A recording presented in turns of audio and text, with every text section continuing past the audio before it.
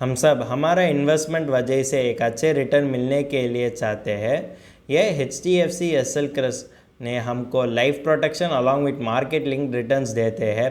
आज यह वीडियो में हम देखेंगे कि यह नए इंश्योरेंस प्लान हम के लिए सही इन्वेस्टमेंट पोर्टफोलियो बनने के लिए उपलब्ध कर सकेंगे या नहीं। इसके बारे में हम डिटेल एनालिसिस करते हैं, फिर हमको पता जाएगी कि इसमें इन्वेस्ट करना एक सही चॉइस हो सकेंगे या नहीं। हेलो दोस्तों, welcome to holistic investment .in YouTube channel. यह HDFC एसएल क्रस्ट प्लान एक unit link non participating life insurance plan होते हैं। आज यह वीडियो में हम देखेंगे कि इसका फीचर्स, इन्वेस्टमेंट ऑप्शंस, फिर उसका IRR एनालिसिस भी देखते हैं, जिसके वजह से हमको पता जाएगी कि इसका पोटेंशियल रिटर्न कितना हो सकता है, जिसके वजह से हमको डिसीजन लेने के लिए आसानी पड़ती है। पहले हम इस HDFC एसएल क्रस्ट प्लान का फीचर्स के बारे में जानकारी लेते हैं। इसमें तुम 5 साल के प्रीमियम पे करते हुए 10 साल पॉलिसी टर्म ले सकते हैं। इसका सम अश्योर्ड तो तुम 20 times of the annual premium तक लेने के लिए ऑप्शन दिया गया जाता है। इसमें देखेंगे तो 10 फंड ऑप्शंस होते हैं और तुम भी तुम्हारा ओन इन्वेस्टमेंट स्ट्रैटेजी बन कर सकते हैं। अगर देखें तो partial withdrawal post lock in period allow होते हैं, जिसके वजह से तुम्हारा फाइनेंशियल इमरजेंसीज मीट करने के लिए तुमको बहुत बेनिफिशियल हो सकेंगे। अगर देखेंगे तो इसमें फंड स्विच ऑप्शन होने के कारण तुम मार्केट आउटलुक और की करंट ट्रेंड पर ध्यान रखकर किसी भी फंड को स्विच कर सकते हैं। इसमें 10 फंड ऑप्शंस होते हैं और हर फंड ऑप्शन में अलग अलग रिस्क प्रोफाइल होने के कारण आप एज अ पॉलिसी होल्डर आपका माइलस्टोन और की रिक्वायरमेंट्स पर ध्यान रखकर किसी भी फंड ऑप्शन को चुन कर सकते हैं।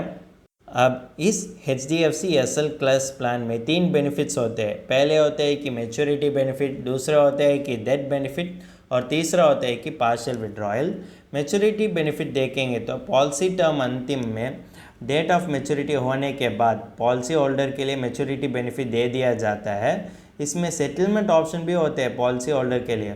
अगर पॉलिसी होल्डर चाहते हैं तो वो मैच्योरिटी बेनिफिट तो पीरियडिकल इंस्टॉलमेंट से ले सकते हैं और वो पीरियडिकल इंस्टॉलमेंट्स का मैक्सिमम टाइम फ्रेम हो सकते हैं कि 5 साल। दूसरे होते हैं कि डेथ बेनिफिट, अगर पॉलिसी होल्डर अचानक से मौत हो गया तो वो नॉमिनी के लिए कोई भी विड्रॉयल्स वो पहले 2 साल के लिए कर दिया ना, वो सब विड्रॉयल्स को माइनस करते हुए सम अश्योर्ड दे दिया जाता है। उसके साथ ही यूनिट फंड वैल्यू दे दिया जाता है। यह पॉइंट तुम ध्यान रखना है कि यह मिनिमम डेथ बेनिफिट कम से कम हो सकते हैं कि 105% of the total premium paid.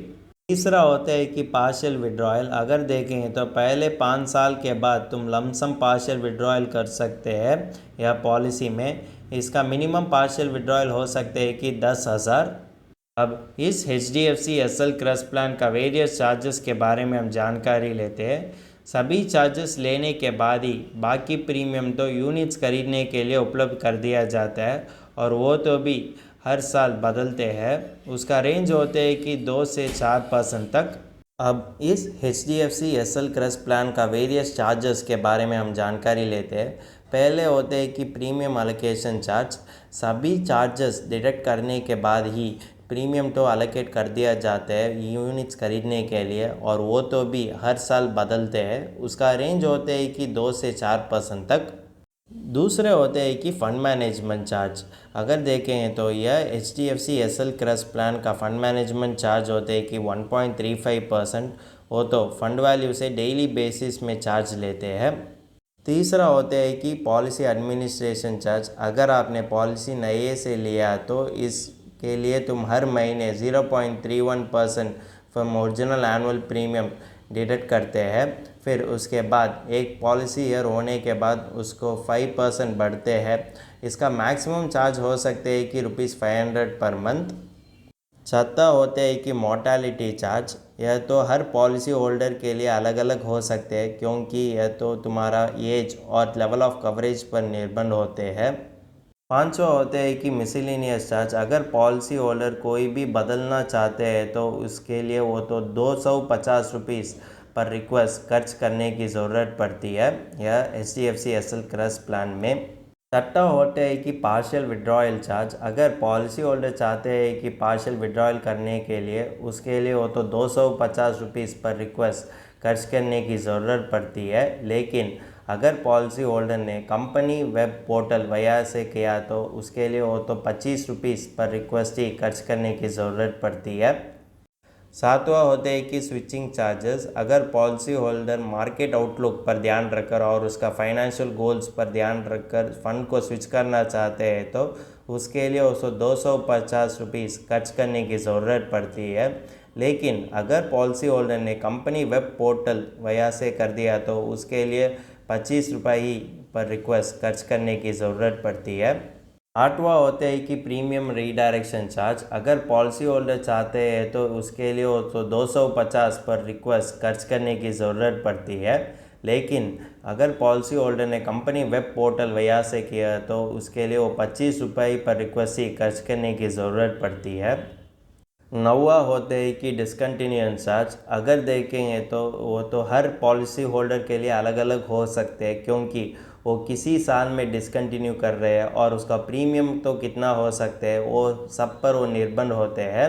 अगर देखेंगे तो यह HDFC SL क्रस प्लान में 5वां पॉलिसी ईयर शुरू होने के बाद कोई भी डिसकंटिन्यूएंस चार्ज नहीं है।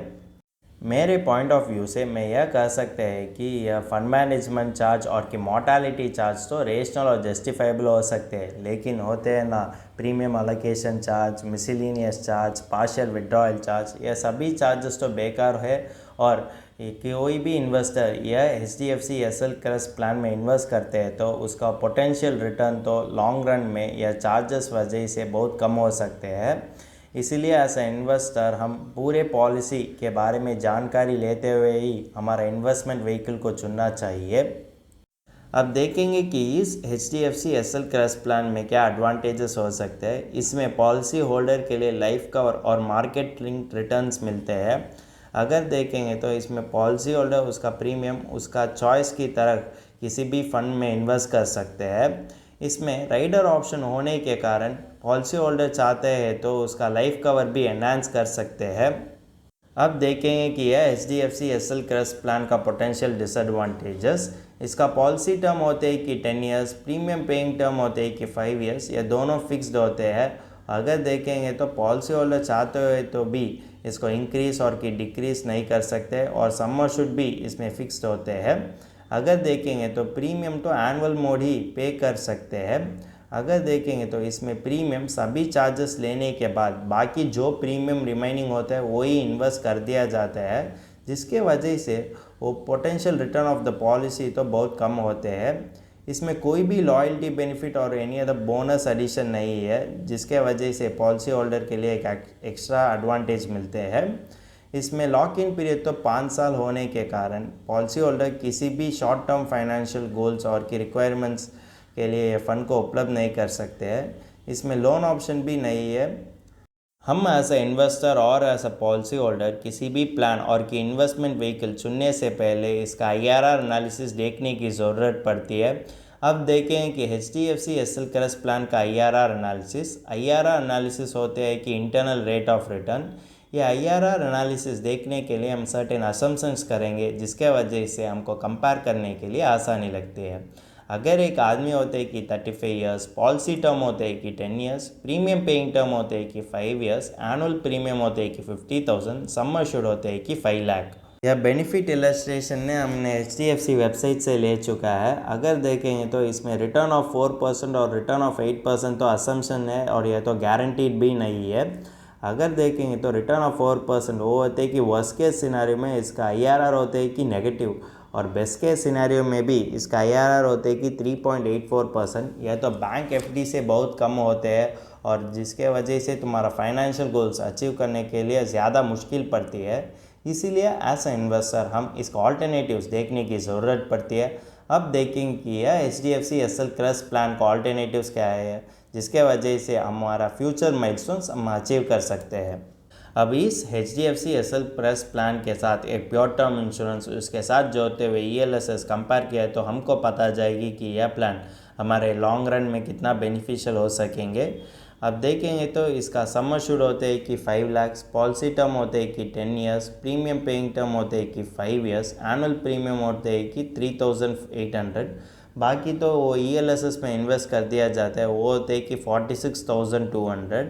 अगर देखेंगे तो इसका प्योर टर्म इंश्योरेंस उसके साथ जो तो ELSS तो हमको IRR 10.34% देते हैं, जिसके वजह से हमारा फ्यूचर माइलस्टोन और कि फ्यूचर फाइनेंशियल गोल्स अचीव करने के लिए ज़्यादा मदद कर सकते हैं।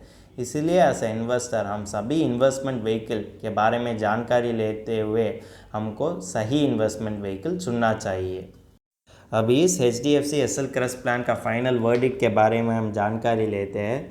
यह तो यूनिट लिंक्ड इंश्योरेंस पॉलिसी होते हैं, इसमें प्रीमियम तो लिमिटेड ईयर्स में ही पे करने की ज़रूरत पड़ती है और यह इन्वेस्टमेंट तो भी हो तो स्टॉक मार्केट में इन्वेस्ट कर दिया जाते हैं। यह तो मार्केट लिंक प्रोडक्ट है, लेकिन इसका पोटेंशियल रिटर्न सभी चार्जेस के कारण यह तो बहुत कम हो सकते हैं। अगर देखेंगे तो इसमें इन्वेस्ट करने वाले इन्वेस्टर और की पॉलिसी होल्डर के लिए यह तो इन्फ्लेशन बीटिंग रिटर्न भी नहीं दे सकते और यह तो एडिक्वेट लाइफ कवर भी नहीं दे सकते हैं। इसीलिए हम एज अ पॉलिसी होल्डर यह बात ध्यान रखना है कि किसी भी पॉलिसी हम इन्वेस्टर के लिए ड्यूअल बेनिफिट देते हैं, वो पॉलिसी तो लॉन्ग रन में उतना बेनिफिशियल नहीं हो सकेंगे। इसीलिए एज अ वाइस इन्वेस्टर हम इन्वेस्टमेंट और कि इंश्योरेंस के करने वाले इन्वेस्टमेंट को हम सेपरेटली रखने चाहिए, जिसके वजह से हमारा फ्यूचर माइलस्टोन्स हम अचीव कर सकते हैं। अगर आपको यह HDFC SL क्रस प्लान का डिटेल रिव्यू अंग्रेज़ी में पढ़ना चाहते हैं तो हमारा आर्टिकल पढ़ सकते हैं। इस आर्टिकल का लिंक डिस्क्रिप्शन में दिया गया है। अगर तुमको इस टॉपिक में और कोई अदर फाइनेंस और इन्वेस्टमेंट रिलेटेड टॉपिक में संदेह है तो हमारा फाइनेंशियल एक्सपर्ट के साथ अपॉइंटमेंट बुक कर सकता है। अपॉइंटमेंट का लिंक डिस्क्रिप्शन में दिया गया है। और फिर इन्वेस्टमेंट के बारे में और फाइनेंस के बारे में तुमको ज़्यादा बताना चाहिए तो हमारा लाइव वेबिनार अटेंड कर दीजिए। वेबिनार का लिंक भी डिस्क्रिप्शन में दिया गया है। वेबिनार एब्सोल्युटली फ्री है। इस वीडियो तुमको पसंद है तो लाइक कर दीजिए, फ्रेंड्स के साथ शेयर कर दीजिए और ज़रूर सब्सक्राइब कर दीजिए। धन्यवाद।